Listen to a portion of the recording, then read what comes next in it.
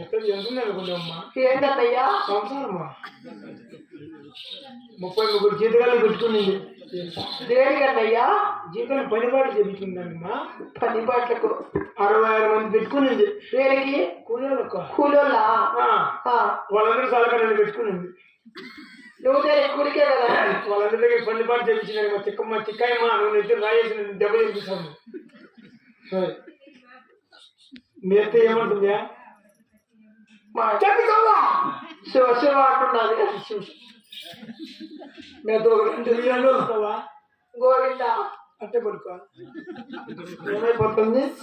పసిపోతుంది ఏమన్నా మీ అత్త ఒకటంటే మీ అత్త ఒకటంటే 4 ఏమయ్యా? నేనున్నా వచ్చేదనుకో మీ అత్త వచ్చేదనుకో ఏమయ్యా? పెద్దవారు అనకూడదన్నయ్యా.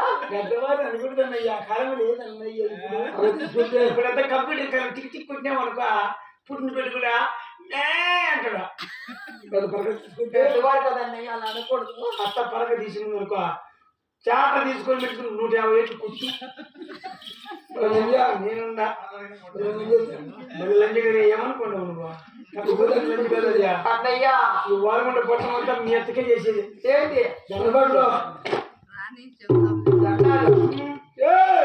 అత్తకు దండ పెడతా చేస్తాను.